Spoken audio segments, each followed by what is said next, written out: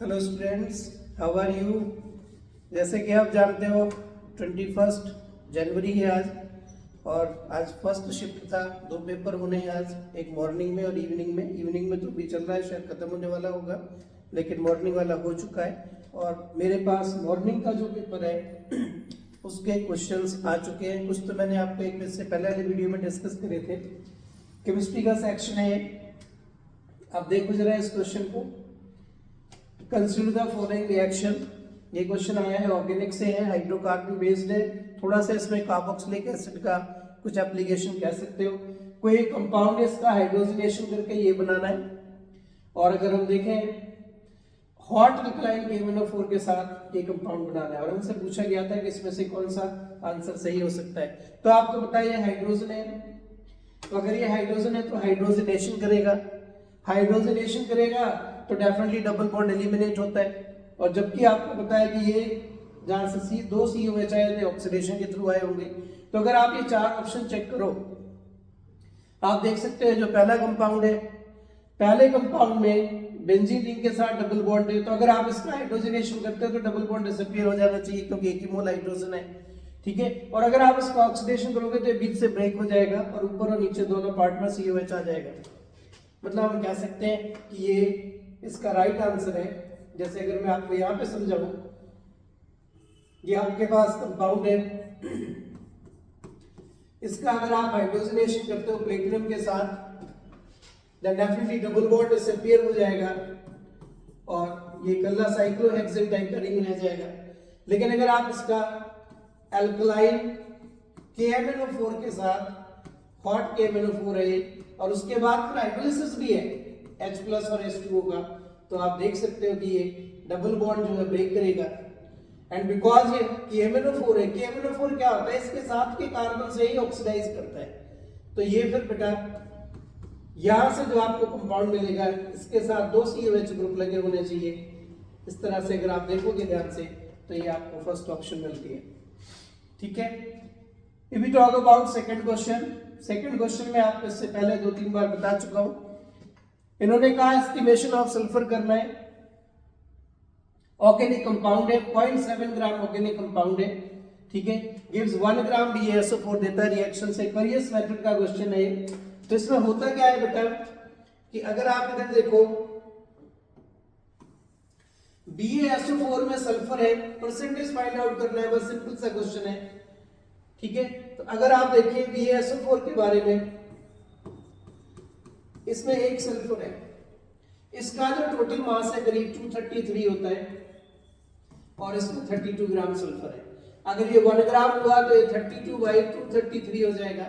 और अगर ये 0.7 ग्राम है आपके पास, तो टोटल सल्फर का जो अमाउंट है 32/233। मतलब ये जो सल्फर है 0.7 ग्राम ऑर्गेनिक कंपाउंड में है, तो फिर ये 0.7 से भी डिवाइड करिए और परसेंटेज फाइंड आउट करने के लिए इसको 100 से मल्टीप्लाई करिए। इस तरह से अगर आप इसे करोगे तो इसकी कैलकुलेशन के मुताबिक आपको सल्फर का जो परसेंटेज आएगा,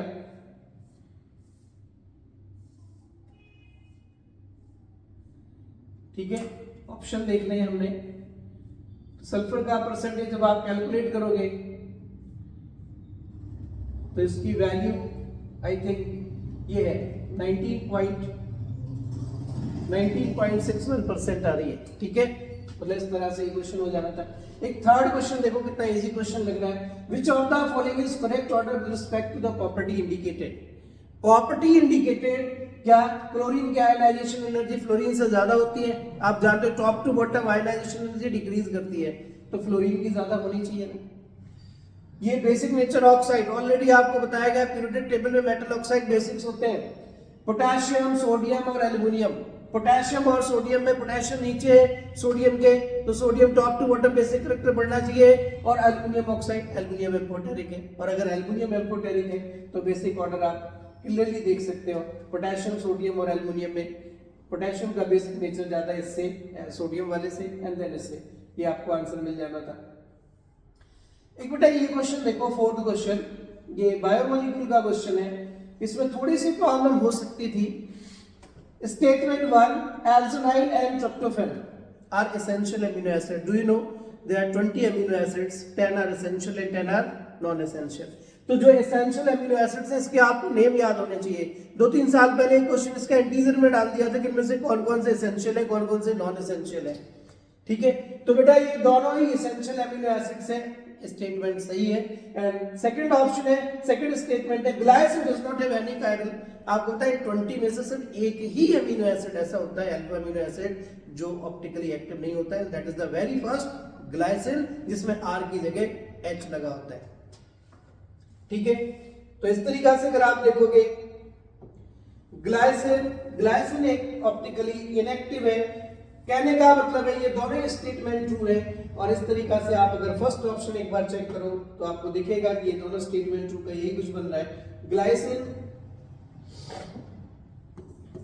में बेटा कार्बन पे दोनों हाइड्रोजन, एक NH2 और एक COH लगा है, और कायरल कार्बन होने के लिए ये दोनों सिमिलर होना जरूरी नहीं है, चारों ग्रुप्स डिफरेंट होने चाहिए। ओके,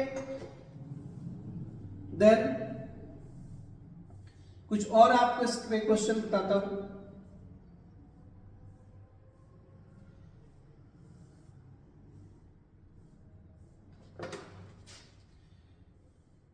एक बेटा ये ऑर्गेनिक का क्वेश्चन है, observe the following reaction sequence. ये 5th question, observe the following reaction sequence. P NH3 से रिएक्ट करके हीट करके क्यू बनाए, क्यू को Br2 KOH करके R बनाया गया है। और अगर आप इसके ऑप्शंस चेक करो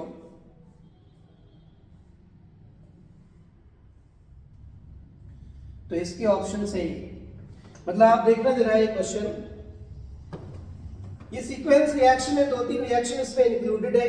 मैं लिखता हूं, P था जिसको हीट करा अमोनिया के साथ तो आपको क्यू मिला है, क्यू को हीट करा Br2 KOH के साथ तो आपको R मिला है। ठीक है, और R के बारे में इन्होंने कह दिया जी अमाइन है। अगर आप रिएक्शन सीक्वेंस को फॉलो करो तो यहां से आपने ऑर्गेनिक में एक रिएक्शन पढ़ी हुई है, Hoffmann bromide degradation reaction. Hoffmann bromide degradation reaction के अकॉर्डिंग इसका मतलब अगर ये अमाइन है तो इसमें एक कार्बन ज्यादा होना चाहिए और ये अमाइड होना चाहिए, अमाइड। ठीक है, तो ऑप्शन देखो आप, पहला COH लगा इसमें, अगर आप P को COH और रख लेते हो, बेंजोइक एसिड ले लेते हो, तो देखना जरा सीक्वेंस, ये बेंजोइक एसिड हो गया। अभी आप इसमें अमोनिया के साथ हीट कराओ, याद करो अमोनिया के साथ हीट करोगे तो कार्बोक्सिलिक एसिड पे हीट कराए गए, और इसकी तरीका से आप देखोगे कि ये यहाँ पे CONH2 बन गया। अमाइड को जब भी आप Br2 KOH रिएक्शन कराओगे heat, this is the Hoffmann bromide degradation reaction, very important reaction. इसने यहां से एक कार्बन लेस डिग्रेड कर देना है और एनिलीन बना देना है, पूरी रिएक्शन में K2CO3 वगैरह बाहर निकल जाता है। तो इस तरीका से इसका ये ऑप्शन ये करेक्ट बनता है, first option, but sequence reaction पे बेस्ड था। ठीक है, एक बेटा आप देखो क्वेश्चन नंबर 6, सिंपल सा क्वेश्चन है, ये आपको मिलेगा अगर आप डी ब्लॉक में method of preparation of KMnO4 पढ़ोगे। Method of preparation of KMnO4 from the pyrolusite ore, pyrolusite ore को जब हम हीट करते हैं आप K2CO3 वगैरह एयर ब्लास्ट करके, तो वहां से एक कंपाउंड बनता है परमैंगनेट, ये वही परमैंगनेट करके उन्होंने डाल दिया MnO4 और फिर आप उसमें एसिड के साथ जब डिस्प्रोपोर्शनेट करते हो तो ये रिएक्शन देख लो, ये तो सब्जेक्टिव में भी बहुत बार रिएक्शन आएगी, ये टीचर बहुत बार बताते होते हैं क्योंकि ये जरूरी है कि जब आप MnO4 को डिस्प्रोपोर्शनेट कर रहे हो, MnO4 ये मैग्नेट आयन है, जब आप इसको डिस्प्रोपोर्शनेट करते हो तो एक तो ये MnO4 बनता है पर मैग्नेट, उसी को बनाने का मेथड है, और एक साथ में MnO2 बनता है। तो यही इन्होंने पूछा था कि इसको डिस्प्रोपोर्शनेट करने पे क्या मिलेगा, सिंपली। ठीक है, इसके बाद देखो बेटा क्वेश्चन नंबर 8 देख लो, consider the following reaction, mole concept का क्वेश्चन है, calcium plus HCl CaCl2 plus H2 Ca plus 2HCl CaCl2 plus H2, ये आपको रिएक्शन दी हुई है, और इस रिएक्शन को स्टोइकियोमेट्री के अकॉर्डिंग अगर ये 1 मोल लेते हो तो ये 2 मोल, ये भी 1 मोल रहेगा और ये भी 1 मोल रहेगा। यहाँ पे मैंने इसको कहीं रखा है कि एक्सेस में है, तो हमें कोई टेंशन लेने की जरूरत नहीं है, एक्सेस में बना रहे, लेकिन इसका आपको वेट दे रखा है यहाँ पे 14 ग्राम, इसका मतलब है 14/40 मोल्स हो गए इसके, और अगर इसके 14/14 मोल्स लोगे तो स्टोइकियोमेट्री के अकॉर्डिंग इसके डबल लेने पड़ेंगे, कैल्शियम क्लोराइड के भी सेम मोल्स बनेंगे और हाइड्रोजन के भी सेम मोल्स बनेंगे। अब अगर आपको इसका मास चाहिए तो इसके मोलिकुलर मास से मल्टीप्लाई कर दो, इसका मास चाहिए तो इसमें 2 से मल्टीप्लाई कर दो, ये दोनों ही ऑप्शंस में है। अगर आपको हाइड्रोजन का वॉल्यूम चाहिए तो 14/40 को 22.4 लीटर से मल्टीप्लाई कर दो तो इसका वॉल्यूम आ जाएगा। इस तरह से इन्होंने 3 ऑप्शन बना रखे कि क्या मास ऑफ CaCl2 प्रोड्यूस ये है, मोल्स ऑफ हाइड्रोजन प्रोड्यूस्ड ये है, वॉल्यूम ऑफ हाइड्रोजन प्रोड्यूस्ड ये है। ये तीनों ही ऑप्शन सही है। और अगर आप यहाँ ध्यान से देखो तो इन्होंने इनकरेक्ट पूछा था। इनकरेक्ट के क्वांटिटी से देखिए मास ऑफ CaCl2 प्रोड्यूस 3.885 यहाँ नहीं मिल रहा और नहीं मिल रहा तो मतलब ये रॉन्ग आंसर हो गया। ठीक है, और हमें यही सिलेक्ट करना था। एक जरा ये क्वेश्चन देखिए, ये मोल कंसेप्ट, ठीक है, एक तरीका से इडियोमेट्री का क्वेश्चन है, गैसियस रिएक्शन पे बेस्ड है। 80 ml of an organic compound is mixed with 264 ml of O2। पहले तो आप किसी ऑर्गेनिक कंपाउंड के O2 के साथ इग्निशन कंबस्शन की रिएक्शन लिख लो। 224 ml of gases mixture is obtain. आपको पता है जब आप किसी हाइड्रोकार्बन को बर्न करते हो, जब आप किसी हाइड्रोकार्बन को बर्न करते हो तो कार्बन डाइऑक्साइड और वाटर मिलता है, लेकिन बर्न करते वक्त हो सकता है ऑक्सीजन पूरी तरीका से यूज ना हुई हो, CXHY combustion with O2 gives CO2 plus water। ठीक है, या आप इसको बैलेंस कर लो इसके टर्म में, ये x आ गया और ये यहाँ पे y/2 हो गया, ये x plus y/2/2 ये हो गया। कंबस्शन करने के बाद जो आपको वॉल्यूम मिल रहा है वो एक इसका वॉल्यूम और एक CO2 का वॉल्यूम, इन दोनों के वॉल्यूम का सम दिया है इतना। फिर इन्होंने कहा कि इसको KOH मिक्सचर से पास कर दिया। KOH मिक्सचर CO2 को एब्जॉर्ब कर लेता है। अगर ये CO2 को एब्जॉर्ब कर लेगा तो ये वॉल्यूम CO2 का है 64, मतलब x वॉल्यूम जो है वो 64 के अकॉर्डिंग x की वैल्यू आ जाएगी, दोनों के वॉल्यूम के सम से y की भी वैल्यू आ जाएगी और पुट कर देना, ऑर्गेनिक कंपाउंड आपको मिल जाएगा। इसको मैं शॉर्ट में आपको दिखा देता हूं। यहाँ पे ये रिएक्शन है, ठीक है, इसका 80 ml, इसका 264, दोनों के वॉल्यूम का सम दिया है। इन्होंने कहा कि बाद में KOH से पास कर दो, 64 ml गैस लेफ्ट, ये जो लेफ्ट है ये फिर O2 है और जो एब्जॉर्ब हुई है वो CO2 है। O2 लेफ्ट आ गया, CO2 फॉर्म्ड आ गया माइनस करके, 1 ml से x ml मिल रहा है, 80 से 160, तो इसकी वैल्यू x की वैल्यू 2 आ गई। इस तरीके से तो दो अलजेब्रिक इक्वेशन बन गई, x और y वेरिएबल्स में, y की वैल्यू फाइंड आउट कर ली। ठीक है, ये क्वेश्चन थोड़ा सा लेंथी था, इसमें टाइम लग सकता था, बट मूल कांसेप्ट पे बेस्ड क्वेश्चन था ये। ठीक है, एक बेटा और क्वेश्चन देखो, देखो ये question, which of the following resonating structure is stable? Stability, resonance factor, GOC, सारे 4 ऑप्शंस दिए, इनमें से 2 ऑप्शन तो पहले ही गलत हो गए। आप इधर अगर ध्यान से देख पा रहे हो 2 + 4 साथ में आके इधर आपको बहुत बार बताया गया कि अगर लाइक चार्ज एडजेसेंट में आ जाए तो ऐसे रेजोनेटिंग स्ट्रक्चर्स हाईली अनस्टेबल या इनसिग्निफिकेंट होते हैं। ये दोनों इनसिग्निफिकेंट हो गए। लेकिन अगर आप पहले 2 ऑप्शंस में देखो, इसमें प्लस चार्ज सेपरेटेड है, सभी का ऑक्टेट पूरा है, यहाँ पे प्लस चार्ज सेपरेटेड है लेकिन ऑक्टेट पूरा नहीं है इस वाले कार्बन पे, ऑक्टेट भी पूरा चाहिए। ठीक है, अगर प्लस चार्ज आ रहा है तो एक तरीके से डिस्टेंस पे होना चाहिए, अपोजिट चार्ज क्लोज हो सकते हैं, सेपरेट चार्ज दूर दूर होना चाहिए। तो इन सब में most stable resonating structure first है, क्योंकि इसमें पॉजिटिव चार्ज भी दूर है, एक कॉन्जुगेशन भी बन गया और सभी का ऑक्टेट पूरा है। हाँ, यहाँ पे आप कह सकते हो इसमें ऑक्टेट पूरा नहीं है, चलो ऑक्टेट का कॉन्सेप्ट यहाँ नहीं लग रहा क्योंकि ऑक्टेट पूरा नहीं है, लेकिन यहाँ पे प्लस चार्ज है, यहाँ पे 2 प्लस चार्ज है। नाइट्रोजन पे 2 प्लस चार्ज अनस्टेबल होगा, प्लस चार्ज भी अनस्टेबल होता है बट 4 वैलेंसी के साथ तो रह सकता है, या 4 वैलेंसी है, या 3 वैलेंसी के साथ 2 प्लस चार्ज नहीं पॉसिबल है। नाइट्रोजन की मैक्सिमम कोवैलेंसी 4 है, 5 नहीं हो सकती, इनसिग्निफिकेंट है। ये लाइक चार्ज की वजह से इनसिग्निफिकेंट है, ये मोस्ट स्टेबल हो गया। ठीक है, स्टेबिलिटी रेजोनेटिंग फैक्टर के बेसिस पर। एक ये क्वेश्चन था, बहुत ही अच्छा क्वेश्चन है, C6H12O3 gives positive hydroform test. On hydrolysis with dilute acid, it product form gives tolerance reagent. Tolerance reagent याद रखना एल्डिहाइड को ऑक्सीडाइज करता है। It gives iodoform test. Iodoform test की नेसेसरी कंडीशन होती है, उसके पास ऐसा ग्रुप होना चाहिए, एक ग्रुप ये होना चाहिए, इसके बाद जो दूसरा ग्रुप है वो हाइड्रोलिसिस करने के बाद एल्डिहाइड मिलना चाहिए। देखो वहां पे 6 कार्बन है, अगर आप 6 कार्बन के अकॉर्डिंग देखोगे तो आप इसको कोई एस्टर टाइप कंपाउंड बना लो या OH ग्रुप के साथ कोई मिथॉक्सी ग्रुप बना लो, जैसे कि ये। अभी आप इसका हाइड्रोलिसिस करो तो यहाँ पे H और यहाँ पे OH आएगा, 2 OH आने की वजह से एल्डिहाइड बन जाएगा। अभी हाइड्रोफॉर्म टेस्ट भी दे रहा है और टॉलरेंस रिएजेंट को भी सेटिस्फाइड कर रहा है, मतलब आप इसका एक पॉसिबल स्ट्रक्चर ये बना सकते हो। हाइड्रोफॉर्म देने के लिए ये ग्रुप होना जरूरी है, तभी जाकर के ये आयोडीन और बेस के साथ हाइड्रोफॉर्म बनाएगा। ठीक है, ऐसा करते तो आपको फर्स्ट ऑप्शन मिल जाना था। इसके अलावा देखिए कितना बेसिक क्वेश्चन है, क्वेश्चन नंबर 10।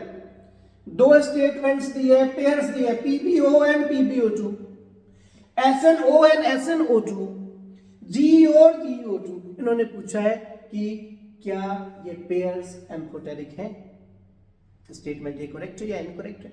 बेटा देखो, लेड और टिन इनके ऑक्साइड तो एम्फोटेरिक नेचर रखते हैं, लेकिन GeO जर्मेनियम ये जब टॉप टू बॉटम जाते हो आप तो थोड़ा सा एसिडिक करेक्टर आने लगता है, बॉटम पे तो बेसिक ही होता है।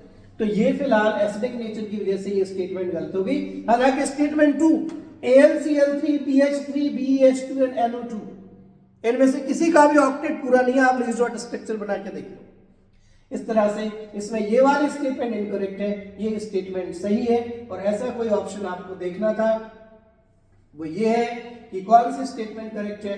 आप 4 देख लीजिए, फर्स्ट इनकरेक्ट है और सेकंड करेक्ट है। ऐसे ऑप्शंस आप बना सकते थे। ठीक है, कुछ ऐसे क्वेश्चन था। एक ये देखिए कितना इजी क्वेश्चन है, बेसिक आइसोमेरिज्म GOC का क्वेश्चन है। Consider the following statements, propanol and propanone, what type of isomers are they. पहले तो आप ये देखिए कि क्या ये आइसोमर्स है भी या नहीं है। तो बेटा ये आइसोमर्स है, propanol and propanone.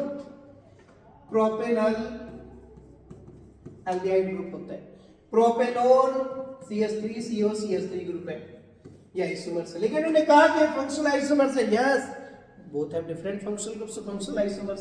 Similarly ethoxyethane and methoxypropane polyvalent functional group है, ये मेटामर्स होते हैं। Butene show optic isomerism, बेटा alkenes optical isomerism शो नहीं करते। alkenes अगर करेंगे तो ज्योमेट्रिकल करते, ये स्टेटमेंट गलत हो गई। Butanol and butene are functional? No, butane and butene are positional isomers. Pentane and 2,2-dimethyl propane, this is the neopentane. Pentane and neopentane are chain isomers, याद करिए ये chain isomers ही तो हुए ना। इस तरह से इन्होंने इसमें से स्टेटमेंट्स दिए, ये 5 स्टेटमेंट्स हैं और क्वेश्चन में हमसे पूछा गया होगा कि इन 5 स्टेटमेंट्स में से करेक्ट स्टेटमेंट बताइए कौन सी होगी। तो आप यहाँ पे देख पा रहे थे कि ये जो सी वाली ऑप्शन है ये स्टेटमेंट करेक्ट नहीं है, डी वाली ऑप्शन है ये फंक्शनल नहीं है, ये पोजिशनल है। इस तरह से ए, बी और ई, लेकिन इनमें से अगर एक भी ऑप्शन गलत हो जाता तो क्वेश्चन गलत था। कहने का मेरा पर्पज ये है कि अगर आप प्रॉपर तरीके से दिमाग लगा के करते हो, क्वेश्चन इजी थे, लेकिन थोड़ा सा तो ध्यान करना ही पड़ेगा। ये तो more than one correct type question हो गए, अगर सीधे आ जाते 4 ऑप्शन में मोर देन वन करेक्ट, ठीक है, बस उन्होंने इस तरीके से इसको सिंगल करेक्ट कर दिया। ये देखिए विच of the following compound is paramagnetic in nature, कितनी बार आपने सब्जेक्टिव में करा। अगर आप इसको थोड़ा सा वीक फील और स्ट्रॉन्ग फील से भी करते तो भी हो जाना था। आप देखो निकल के साथ CO, निकल के साथ Cl, ये कभी भी आपको पैरामैग्नेटिक नहीं मिलेंगे, ये स्ट्रॉन्ग फील्ड लिगेंड है, निकल के अनपेयर्ड इलेक्ट्रॉन को भी पेयर्ड कर देंगे, डायमैग्नेटिक हो जाएंगे।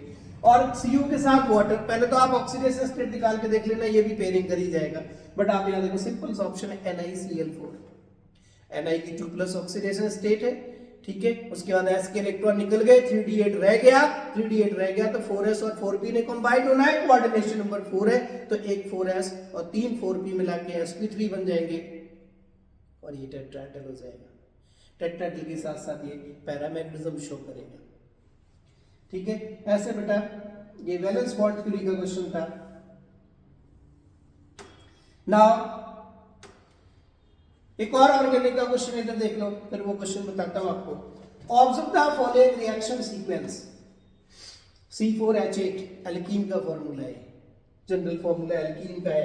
एल्कीन के फॉर्मूले में अगर आप HCl ऐड करोगे तो क्लोरो एल्केन बनेगी। क्लोरो एल्केन में अमोनिया डाल दो तो Cl की जगह NH2 न्यूक्लियोफिलिक सब्स्टिट्यूशन आ गई। और इन्होंने कहा कि ये ऑप्टिकली एक्टिव है, मतलब ऐसा आपने इसका स्ट्रक्चर लेना है। मैं तो कहूंगा इसका आप ऐसे स्ट्रक्चर ले लो, ये हो गया C4H8।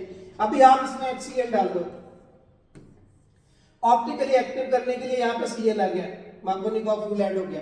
अभी आप इसमें NH3 वाली रिएक्शन करा लो, हॉफमैन अमोनियालिसिस, तो इसमें यहाँ NH2 आ गया। और चेक कर लेना ये ऑप्टिकली एक्टिव है, एक ग्रुप, दूसरा ग्रुप, तीसरा ग्रुप एंड चौथा ग्रुप, ये ऑप्टिकली एक्टिव भी हो गया।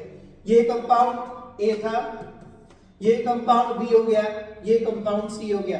अब C के आगे इन्होंने कहा NaNO2 and HCl। ध्यान रखिए NaNO2 और HCl अगर आपको याद हो ये डाइएज़ोटाइजेशन रिएक्शन है, लेकिन डाइएज़ोटाइजेशन में डाइज़ोनियम सॉल्ट बनते हैं अगर ये एरोमेटिक होता, और ये तो एलिफेटिक है, एलिफेटिक में अल्कोहल्स बनते हैं, आपको पता है।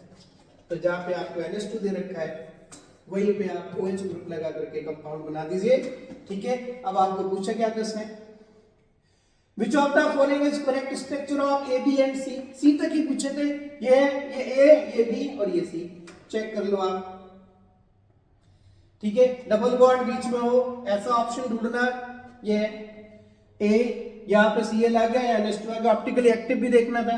इस तरीका से बेटा ये क्वेश्चन ऐसे होना था।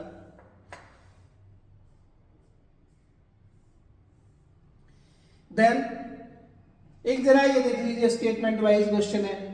Given below two statements, when electric charge is put on hydrogen, it emits discrete frequency and electromagnetic radiation। बिल्कुल सही है। क्यों? अगर इलेक्ट्रिक चार्ज हाइड्रोजन पे आ गया H प्लस हो गया, electric charge put on hydrogen, it emits discrete frequencies and electromagnetic radiations। इसमें आपने अल्ट्रावायलेट, विजिबल, ठीक है, जो Paschen series, Lyman series, Balmer series, ये सारे तो थे, ठीक है। दूसरा, frequency of He2 plus sign of second line of Balmer series equal to that of first one of Lyman series. ये एक जनरल फार्मूला है, जो फार्मूला आपने पढ़ा होगा as a Balmer formula, network formula, ठीक है।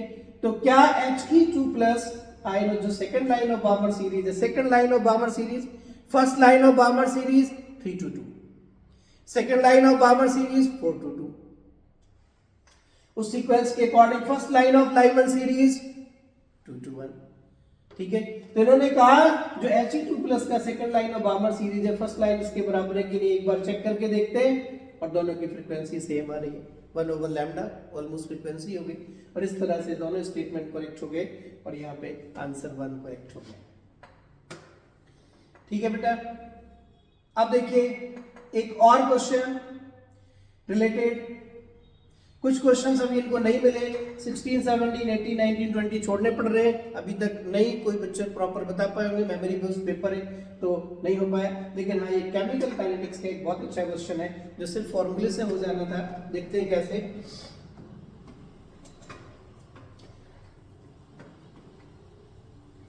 ये देख लीजिए कैसे इन्होंने कहा, टू केमिकल रिएक्शंस है A and B, difference between the reactivation energies are given. Arrhenius equation याद है, K is equal to A e raised to the power minus A over RT, this is the reaction 1।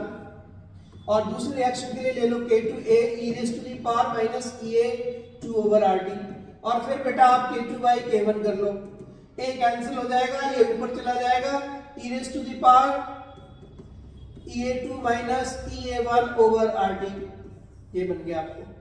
अब इन्होंने ये difference दे रखा है 20 kilo joule, temperature दे रखा है, are की वैल्यू दे रखा है, ln K2 by K1 निकालना है, मतलब लॉग भी नहीं, एंटी लॉग भी नहीं निकालना। ln K2 by K1 same वही, K1 लिखा, K2 लिखा, डिवाइड करा, EA2 माइनस लिखा, और इनकी वैल्यूज को पुट कर दिया, ये नियर अबाउट 8 आ रहा है, हो गया। दो इक्वेशन लिख करके दोनों को डिवाइड कर देना था। एक बेटा 22 क्वेश्चन, ये भी सीक्वेंस बेस्ड क्वेश्चन है ऑर्गेनिक केमिस्ट्री का, ठीक है। ऑर्गेनिक में मैं देखा है इस बार कोई डायरेक्ट क्वेश्चन नहीं आया, एक के बाद एक लिंक करके आए कि अगर आप कहीं एक जगह गलत करोगे तो आपके आंसर्स गलत हो जाएंगे, ठीक है। देखो जरा इस क्वेश्चन को, वैसे तो आपको यहीं से पता लग जाए, फिर भी मैं आपको रिएक्शंस करके बता दूंगा। ये क्या है, बेंजीन, बेंजीन का भी आप नाइट्रेशन कर लो, बेंजीन का नाइट्रेशन, बेंजीन का जब आप नाइट्रेशन करोगे तो याद करो नाइट्रोबेंजीन मिलेगा, ठीक है। नाइट्रोबेंजीन से क्या होगा, नाइट्रोबेंजीन से मतलब बेंजीन पे NO2 ग्रुप आ गया, अभी आप SnHCl करो, SnHCl होता है रिडक्शन, और इस रिडक्शन से ये बन गया एनिलीन, NH2 आ गया। आप रिएक्शन चेक कर लेना है SnHCl के साथ। जब यहाँ पे एनिलीन आ गया, फिर आपने एसिटिक एनहाइड्राइड से, पता है एनिलीन काफी रिएक्टिव होता है, अगर आप इसको किसी से भी रिएक्शन कराओ ना, ये अपने ऑर्थो और पैरा दोनों पे इलेक्ट्रोफिलिक सब्स्टिट्यूशन इकट्ठे करा देता है। इसके साथ रिएक्शन कराने से ये NH2 ग्रुप को प्रोटेक्ट कर लेता है फर्दर रिएक्शन के लिए, इसका बैक रेजोनेंस करा देता है उसकी।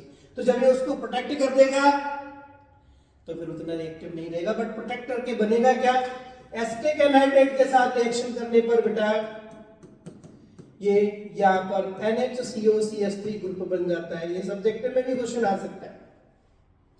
अब अगर आप इसकी आगे नाइट्रेशन करते हो, नाइट्रेशन से फिर NO2 आएगा, ऑर्थो पैरा, ऑर्थो पे हिंड्रेंस लगेगी, तो ये पैरा पे NO2 चला गया। लेकिन उन्होंने कहा कि हाइड्रोलिसिस भी करो, हाइड्रोलिसिस करोगे तो वापस NH2 हो जाएगा, और ये आपको पैरा नाइट्रोटोलुईन मिल जाएगा, वापस NH2 ग्रुप आ गया, ठीक है। NO2 अगर डायरेक्ट कराते इसको, इससे ये डायरेक्ट नहीं बन सकता, ऑर्थो एंड पैरा दोनों बनाने पड़ेंगे। इस तरह से इन्होंने पूछा परसेंटेज ऑफ नाइट्रोजन, जबरदस्ती फिजिकल केमिस्ट्री डाल दी इसमें, जबरदस्ती फिजिकल केमिस्ट्री, नाइट्रोजन का परसेंटेज बताओ। तो आप देखो यहाँ पे 2 नाइट्रोजन है, तो ये हो गया 28 डिवाइड बाई इस पूरे का जो मॉलिक्यूलर मास है यहाँ लिखो और इनटू 100 कर दो, नाइट्रोजन की परसेंटेज आ जाएगी। इस पूरे कंपाउंड का मास निकाल के देखना, आंसर 20 आ रहा है। Got it? तो बेटा इस तरह से क्वेश्चंस। एक जरा क्वेश्चन और देख लो, out of following how many compounds have tetrahedral geometry. Chemical bonding का क्वेश्चन है, इसमें कोऑर्डिनेशन वाले एग्जांपल्स डाल दिए। मैं बार बार कह रहा था chemical bonding, periodic table, coordination compound, D and F, resonance, GOC और हाइड्रोकार्बन, थोड़ा बहुत बायोमोलिक्यूल और उसका एमिनो एसिड्स अमाइंस वाला पोर्शन। इसके अलावा उन्होंने कुछ पूछा ही नहीं है। केमिकल काइनेटिक्स का एक क्वेश्चन आया, इलेक्ट्रोकेमिस्ट्री का कोई क्वेश्चन ही नहीं दिख रहा है इसमें, वो हालांकि कुछ 4-5 क्वेश्चन अभी तक नहीं मिले हमें, ठीक है। एटॉमिक स्ट्रक्चर का एक क्वेश्चन दिख रहा है, मोल कंसेप्ट का डायरेक्ट कोई क्वेश्चन नहीं है, बट 2-3 क्वेश्चन में मोल कंसेप्ट डाल दिया। वो unit of concentration, molarity, molarity normality का कोई क्वेश्चन ही नहीं डाला। तो हम कुछ प्रोडिक्ट नहीं कर सकते। हाँ ये है कि जो मेजॉरिटी ऑफ पीवाई की जो पहले आपने करे हैं, जो ट्रेंड्स पहले रहे हैं, वही ट्रेंड्स ऑलमोस्ट इधर फॉलो हो रहे हैं। तो आप देखिए जरा, इसमें टेट्राहेड्रल पूछा, ध्यान रखना ज्योमेट्री टेट्राहेड्रल पूछी है, ज्योमेट्री पूछी है, कुछ बच्चे शेप समझ जाते हैं, ठीक है। NH4 टेट्राहेड्रल, ये XeF4, इसमें 4 F जरूर है बट 2 लोन पेयर भी है, इसलिए टेट्राहेड्रल नहीं है। NiCl4 टेट्राहेड्रल ये है। PtCl4 स्क्वायर प्लेनर है, कॉम्प्लेक्स में पढ़ा है आपने। CuNH3 ये स्पेशली आप देखना, एक क्वेश्चन आता है कि why it is not tetrahedral, होना चाहिए था, ये स्क्वायर प्लेनर क्यों है, एक्सेप्शन था ये। CuNH3 अगर आप हाइब्रिडाइजेशन के थ्रू जाओगे ना, बैलेंस बॉन्ड थ्योरी अप्लाई करोगे तो DsP2 आता है। वैसे sp3 आना चाहिए, उसके एक इलेक्ट्रॉन एक्साइट होकर के उधर p में भेज देते हैं, एक्सेप्शन है, वो डाल दिया इन्होंने स्क्वायर प्लेनर कि बच्चे गलती कर जाए टेट्राहेड्रल में, उसको भी ठीक कर दे। Bf3 इसका ट्रायंगुलर प्लेनर है, एंड NiCO4 सभी पेयर्ड हो जाते हैं, d ऑर्बिटल्स ब्लॉक हो चुके होते हैं, s और p3 नहीं हाइब्रिडाइजेशन में पार्ट करना है, तो ये टेट्राहेड्रल है, ठीक है। 25th क्वेश्चन अभी इनको नहीं मिला, और एक ये क्वेश्चन बेटा सॉल्यूशन से आया है, depression and freezing point. Simply formula लगाना है, 1 ग्राम Ab2 dissolved in 50 gram solar. मुझे तो लग रहा है एग्जांपल है, शायद प्रदीप में कोई एग्जांपल है, डायरेक्ट एग्जांपल वहां से उठाया, ए और बी के मासेस निकालने, एटॉमिक मासेस आपने करे ऐसे questions. 1 gram of Ab2 is dissolved in 50 gram solvent, check करना है। तो मुझे लगता है असाइनमेंट डायरेक्ट क्वेश्चन ही है, क्लास का क्वेश्चन है। डेल्टा TF इतना है, जब आप 1 ग्राम Ab डिसॉल्व करते हैं 50 ग्राम सेम सॉल्वेंट में तो इतना है, ठीक है। दोनों के KF वगैरह दिए, इनके पोलर मास फाइंड करने, तो A और B एटॉमिक मास मान लो, तो दोनों के मोलर मास A और B के टर्म में आ जाएंगे। फॉर्मूला लगा के पुट कर लो, delta TF equal to KF into molarity, और इसको सॉल्व कर लो इस तरह से। बेटा अब तक जो ये क्वेश्चन आए हैं किसी ने दे रखे हैं, ये मैंने आपको बता दिए। जिनके अभी आगे शिफ्ट होनी है, अभी सेकंड शिफ्ट के तो अभी तक नहीं है, फर्स्ट शिफ्ट की बात कर रहा हूँ, वो मेरी बात फिर से ध्यान से सुन लो कि chemical bonding, coordination compound, hydrocarbon, GOC, ठीक है। और एक एक क्वेश्चन तो सबसे आने ही है वैसे, बट इनसे मेजोरिटी ऑफ क्वेश्चंस आएंगे, मतलब 5-7% वेटेज इनका रहेगा कम से कम। और अगर आप सेकंड वाले में पर देख रहे हो ऑर्गेनिक में, तो या तो हाइड्रोकार्बन कर लो ढंग से, या फिर लास्ट में अमाइंस और बायोमोलिक्यूल्स कर लो। हो सकता है लेट कीटोन, क्योंकि मेजर चैप्टर वहां से भी क्वेश्चन आ जाए, बट कोई SN1 SN2 E1 E2 ऐसा कुछ नहीं आया। मतलब क्वेश्चन बेसिक है, पेपर इजी था बट कंफ्यूजन था। एक एक क्वेश्चन के 5-5 7-7 ऑप्शन कौन से करेक्ट है, उसमें थोड़ा सा आपकी प्रैक्टिस प्रॉपर चाहिए होगी। चलो, all the best for the next session. और मैं उम्मीद करता हूं कि एक बार आप इसको गो थ्रू कर जाओ। मैं लगभग पूरा पेपर सॉल्व कर दिया, 4-5 क्वेश्चन अवेलेबल नहीं थे तो आप देख लीजिए, 10 देख लीजिए। मैंने आपको PDF शेयर करी हुई इंपॉर्टेंट क्वेश्चंस, इंपॉर्टेंट टॉपिक्स की, वो टॉपिक्स एक बार जरूर देख लेना, आपका हेल्प करेंगे। Okay, thank you, thanks a lot.